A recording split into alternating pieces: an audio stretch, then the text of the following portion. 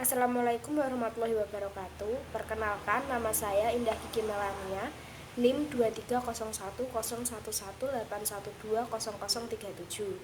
Saya dari kelompok 7A. Di sini saya akan menjelaskan mengenai proposal penelitian yang saya ajukan, mulai dari latar belakang, tujuan manfaat, sampai dengan perhitungan data yang sudah saya dapatkan.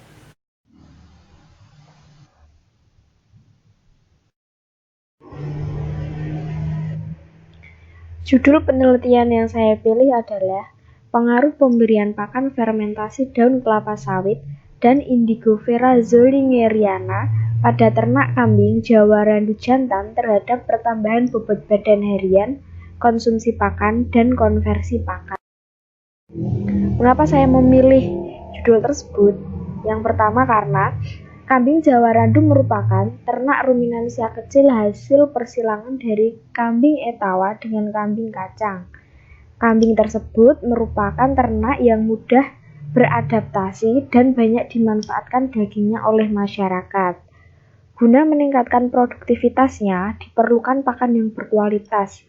Salah satu pakan yang dapat dimanfaatkan adalah Indigofera zolingeriana dan limbah daun kelapa sawit. Ketersediaan kedua bahan pakan tersebut bergantung pada musim. Pada saat kemarau, kedua bahan pakan tersebut sulit didapatkan, sehingga diperlukan pengolahan agar ketersediaannya terjamin. Salah satu pengolahan yang dapat digunakan adalah fermentasi. Kemudian, tujuan dari penelitian ini adalah mengetahui pertambahan bobot badan harian kambing. Kedua, mengetahui konversi pakan, dan yang ketiga adalah mengetahui konsumsi pakan kambing Jawa Randu pada pemberian pakan fermentasi daun kelapa sawit dan Indigofera zolingeriana. Manfaat dari penelitian ini adalah memberikan informasi kepada masyarakat mengenai pengaruh fermentasi daun kelapa sawit dan Indigofera zolingeriana terhadap PBBH, konversi pakan, dan juga konsumsi pakan kambing Jawa Randu. Di sini saya menggunakan rancangan penelitian metode RAL atau rancangan acak lengkap dengan 4 perlakuan dan 3 ulangan.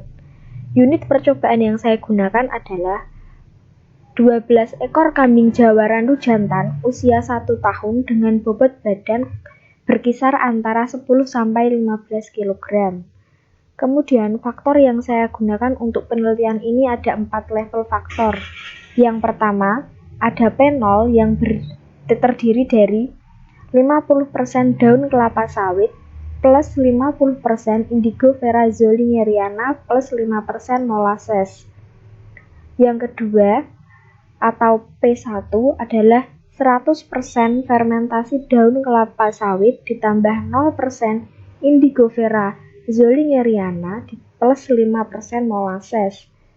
Faktor penelitian yang ketiga adalah 0% fermentasi daun kelapa sawit ditambah 100% fermentasi Indigofera zolingeriana ditambah molasses.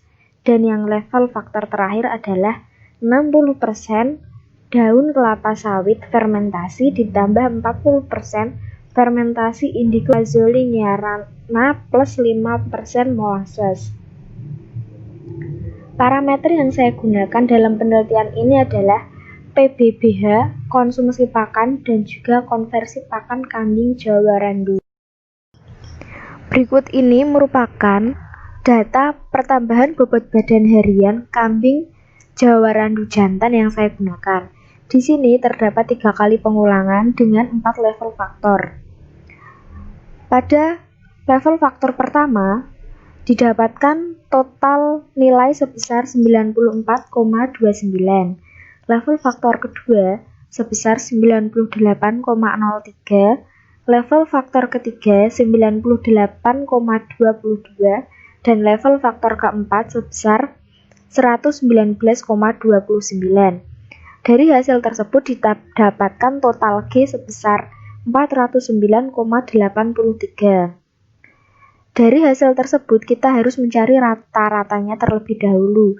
Rata-rata dapat dicari dengan cara total keseluruhan dibagi dengan jumlah pengulangan, sehingga pada level faktor pertama didapatkan nilai sebesar 31,43, level faktor kedua sebesar 32,67, level faktor ketiga didapatkan sebesar 32,74, dan level faktor keempat didapatkan sebesar 39,76. Dari rata-rata tersebut kita dapat menghitung rata-rata total dari seluruh data. Di sini dari data ini kita mendapatkan rata-rata total dari seluruh data sebesar 34,15. Kemudian dari data tersebut kita harus mencari DB total, DB perlakuan, dan juga DB gala terlebih dahulu. DB total dicari dengan rumus R kali T dikurangi 1. R merupakan repeat atau pengulangan dan T merupakan treatment atau perlakuan.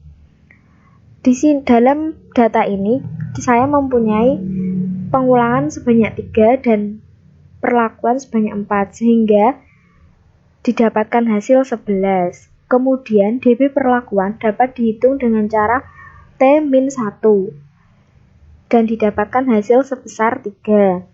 DB gala memiliki rumus T kali R-1 dan didapatkan hasil sebanyak 8. Setelah kita mengetahui DB tersebut, kita harus menghitung faktor koreksi. Faktor koreksi dapat dihitung dengan rumus G kuadrat dibagi N. G merupakan total dari keseluruhan data yang tadi ada di tabel dan N merupakan jumlah data keseluruhan. Di sini terdapat 409,83 kuadrat dibagi 3 kali 4 yang hasilnya 13.996,72. Setelah menghitung FK, kita harus menghitung JKX. JKX dapat dihitung dengan rumus sigma XI kuadrat dikurangi FK. Sigma XI kuadrat ini merupakan data-data yang sudah kita peroleh tadi, kemudian kita kuadratkan. Di sini terdapat 25,36 kuadrat, 40,36 kuadrat, 28,57 kuadrat, sampai pada data terakhir sebesar 47,5 kuadrat. Data-data tersebut dikuadratkan, kemudian dijumlah dan dikurangi FK, yang hasilnya 697,2996. Setelah menghitung JKX, kita harus menghitung JKT. JKT dapat kita hitung dengan rumus sigma TI kuadrat per R dikurangi FK. TI ini merupakan total treatment per perlakuan yang tadi kita sudah hitung. Yang pertama ada 94,29 kuadrat ditambah 98,3 kuadrat ditambah 98,22 kuadrat ditambah 119,29 kuadrat. Angka-angka tersebut dijumlahkan kemudian dibagi dengan banyaknya perlakuan atau 3 dalam hal ini, kemudian dikurangi FK, sehingga didapatkan hasil sebesar 129,2001. Setelah menghitung JKT, kita harus menghitung JKG. JKG dapat kita hitung dengan rumus JKX min JKT. JKX sebesar 127,2996 dan JKT 126,2001 dan didapatkan hasil sebesar 568,0995.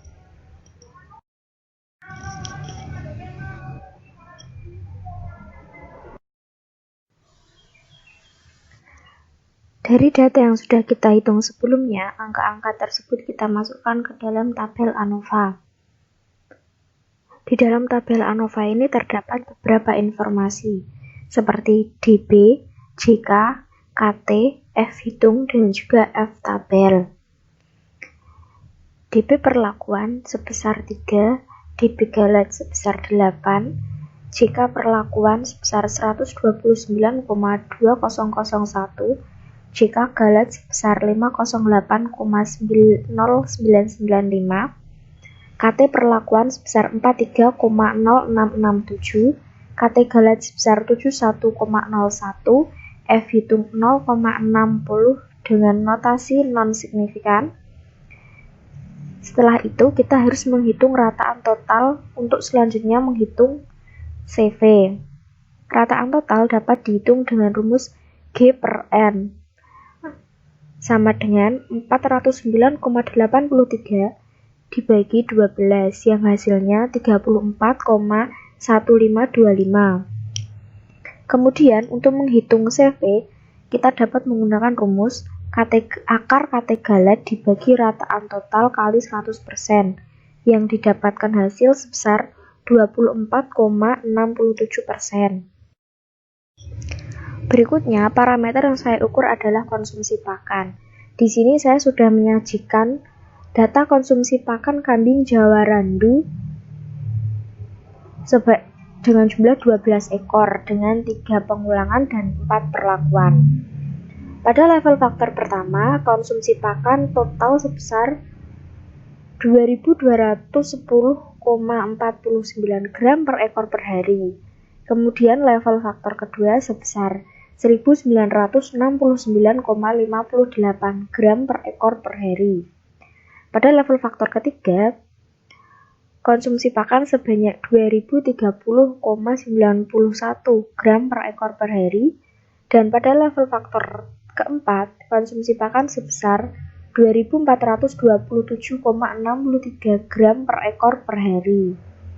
Dari data-data tersebut, kita akan jumlahkan untuk mengetahui total keseluruhan atau G. G didapatkan sebesar 8.638,61 gram per ekor per hari. Dari data tersebut kita dapat mencari rataan. Rataan dapat dicari dengan cara membagikan total dari tiap perlakuan di semua ulangan dibagi dengan banyaknya ulangan. Sebagai contoh pada level faktor pertama, 2210,49 gram per ekor per hari dibagi 3 yang menghasilkan 736,83 gram per ekor per hari. Perhitungan tersebut berlaku sampai pada level faktor keempat. Dari rataan tersebut dapat kita ketahui rataan total.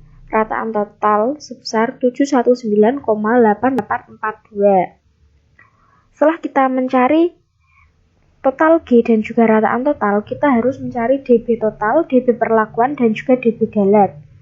Sama dengan perhitungan sebelumnya, rumus dari DB total, DB perlakuan, dan DB Galat tidak berubah.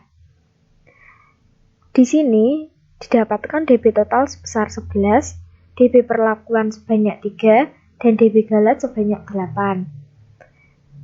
Setelah menghitung DB, kita harus menghitung FK atau faktor koreksi. Faktor koreksi dapat dihitung dengan rumus G kuadrat dibagi N.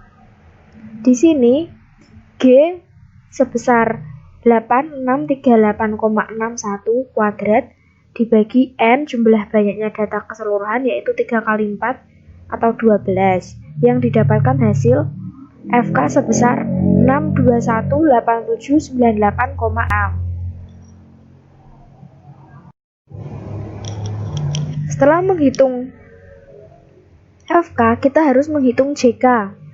Sama seperti yang sebelumnya, JK ini dapat kita cari dengan menggunakan rumus sigma XI kuadrat per dikurangi FK. XI ini merupakan banyaknya konsumsi pakan setiap individu ternak.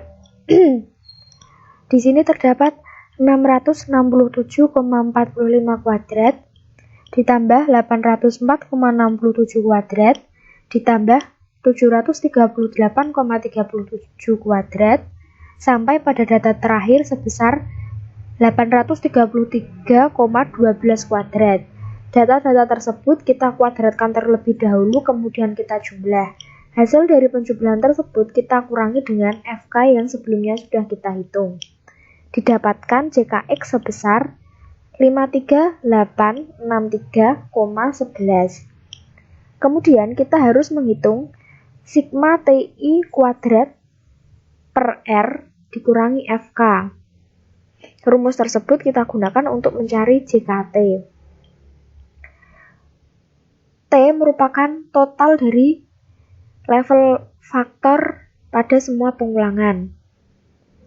Di sini T diketahui sebesar 2210,49 kuadrat ditambah 1969,58 kuadrat ditambah 2030,91 kuadrat ditambah 2427,63 kuadrat dibagi dengan R atau pengulangan sebanyak 3 dan dikurangi dengan FK. Didapatkan hasil JKT sebesar 42366,19. Setelah mengetahui JKX dan JKT, kita harus menghitung JKG. JKG dapat diketahui dengan cara JKX min JKT sama dengan 53863,11 dikurangi 42366,19 yang hasilnya sebesar 11496,91. Setelah menghitung JK, kita harus menghitung KT. Di sini terdapat KT perlakuan dan juga KT galat. KT perlakuan dapat dicari dengan rumus JKT min dibagi T min 1 sama dengan 42366,19 dibagi 3 yang hasilnya 14122,06. Kemudian KT galat dapat kita hitung dengan rumus JKG dibagi T kali R min 1 yang didapatkan hasil sebesar 1431,115. Kemudian dari F tabel tersebut, dari F tabel dengan F1 sama dengan 3 dan F2 sama dengan 8 akan didapatkan hasil 4,07 pada taraf 5% dan 7,59 pada taraf 1%. Data-data yang sudah kita hitung sebelumnya kita masukkan ke dalam tabel ANOVA. Di dalam tabel ANOVA ini terdapat informasi berupa DB, JK, KT, F hitung, dan juga F tabel. Di sini DB perlakuan sebesar 3, DB galat sebesar 8, JK perlakuan sebesar 42366,19, JK galat sebesar 11496,91, KT perlakuan sebesar 14122,06, KT galat sebesar 1437,115, F hitung didapatkan 9,82 dengan notasi bintang 2 atau signifikan, dan F tabel pada taraf 5% kita dapat 4,07 dan pada taraf 1% kita mendapatkan nilai sebesar 7,59.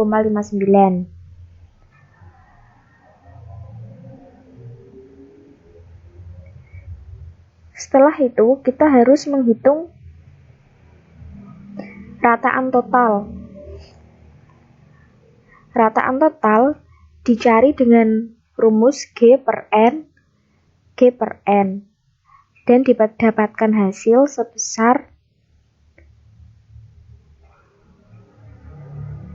719,88. Kemudian setelah itu kita harus menghitung CV. CV dapat dicari dengan rumus akar KT galat dibagi rataan total kali 100% dan didapatkan hasil sebesar 5,26%. Karena pada perhitungan sebelumnya didapatkan hasil yang signifikan, maka kita akan melanjutkan perhitungan menggunakan metode uji jarak berganda Duncan. Langkah pertamanya harus kita ambil adalah mengurutkan semua nilai tengah perlakuan dalam urutan menurun atau meningkat. Di sini saya menggunakan urutan dari yang tertinggi atau konsumsi paling banyak menuju konsumsi yang paling sedikit. Setelah itu, kita harus menghitung SD. SD dapat dihitung dengan rumus akar S kuadrat dibagi R. Di sini didapatkan SD sebesar 21,88. Kemudian kita akan mencari nilai pada tiap RP 5%, R kecil P 5%, dengan acuan menggunakan DB Galat sebesar 8% pada taraf 5%. Pada P2 didapatkan R kecil P 5% sebesar 3,26, P3 didapatkan R kecil P 5% sebesar 3,4, P4 dengan R kecil P 5% sebanyak 3,47. Kemudian kita akan menghitung nilai tersebut. Kita akan masukkan nilai-nilai tersebut ke dalam rumus R besar P kecil sama dengan R kecil P kecil kali SD, di mana SD itu nilainya 21,88, sehingga didapatkan hasil sebesar 2R besar P kecil sebanyak 71,35, 3R besar P kecil sebanyak 74,41, dan 4R besar P kecil sebanyak 75,94. Nilai-nilai tersebut kita masukkan ke dalam tabel untuk mempermudah kita dalam menginput data. Kemudian kita akan membuat tabel. Tabel ini kita gunakan untuk menghitung selisih dari setiap level faktor yang tadi sudah kita urutkan. Kemudian dari tabel tersebut kita akan mengetahui notasi yang terdapat pada tabel, apakah bintang atau tidak. Ketika bintang, notasi bintang maka menunjukkan pengaruh beda nyata, sedangkan yang tidak memiliki notasi bintang menunjukkan tidak adanya pengaruh yang berbeda nyata. Sehingga dapat disimpulkan bahwa P3 berbeda nyata dengan P0, P2, dan P1.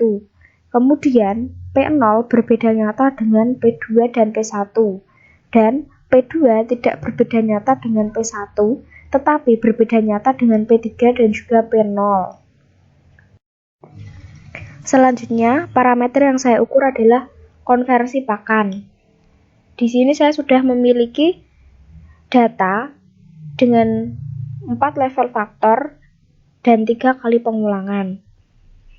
Pada level faktor pertama didapatkan total konversi pakan 72,1 gram per ekor per hari.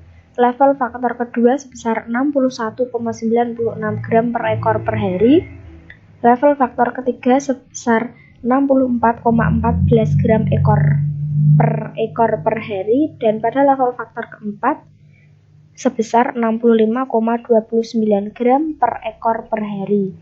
Dari total tersebut kita dapat menghitung total G. Di sini total G kita ketahui sebesar 263,49 gram per ekor per hari. Dari total tersebut kita dapat menghitung rataan.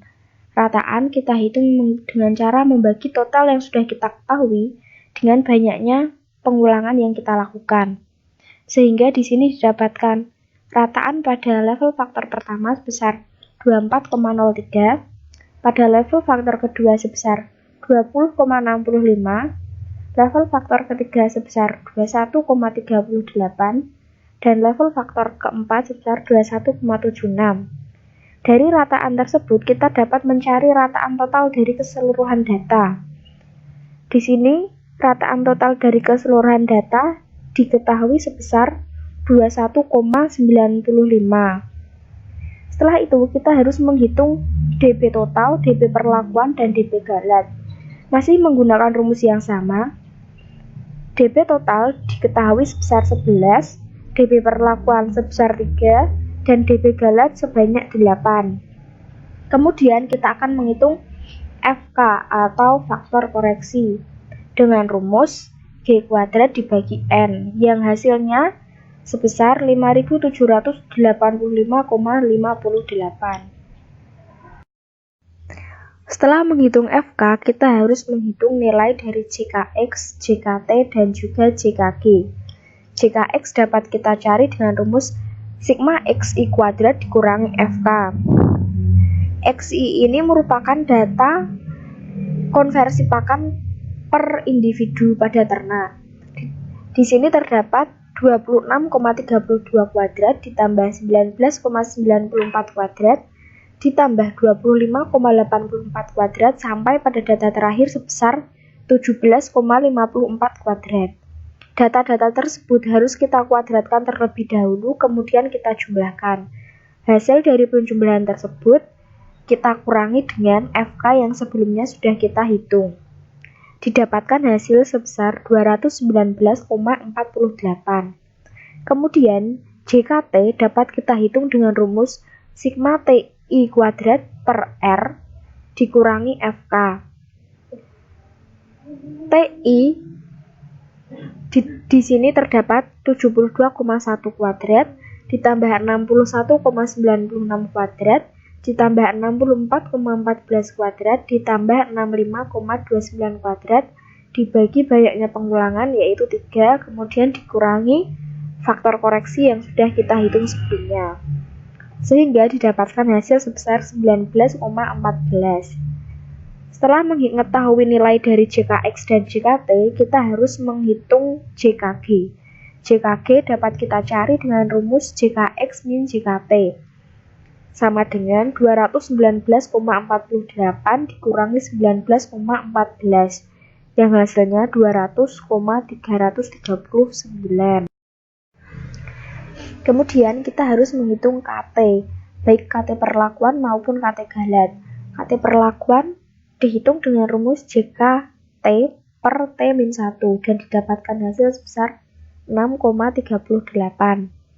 KT galat dapat dicari menggunakan rumus JKG per T kali R-1 yang hasilnya sebesar 25,04.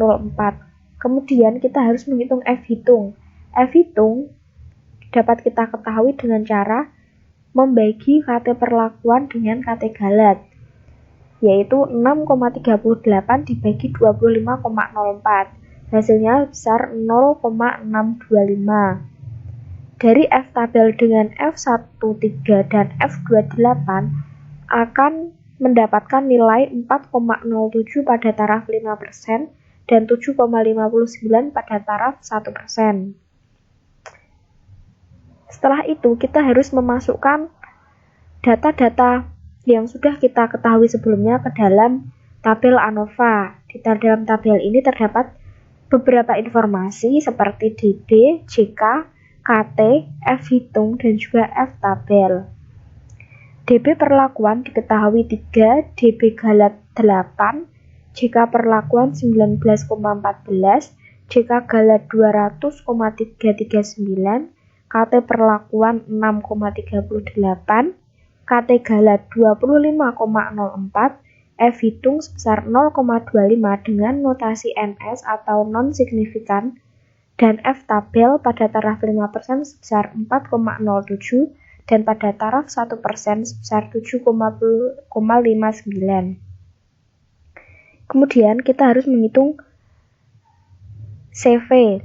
Sebelum menghitung CV, kita harus menghitung rataan total dengan rumus G per N sama dengan 263,49 dibagi 12 yang hasilnya sebesar 21,95.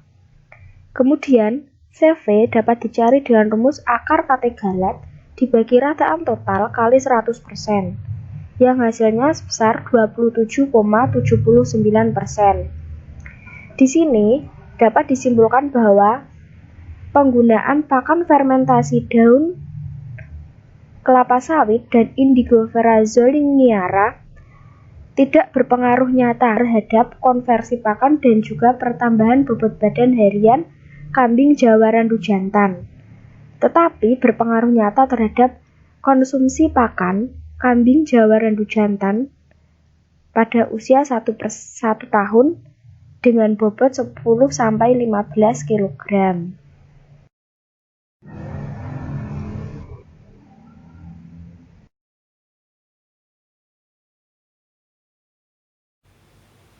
Sekian materi yang dapat saya sampaikan. Kurang dan lebihnya saya mohon maaf. Wassalamualaikum warahmatullahi wabarakatuh.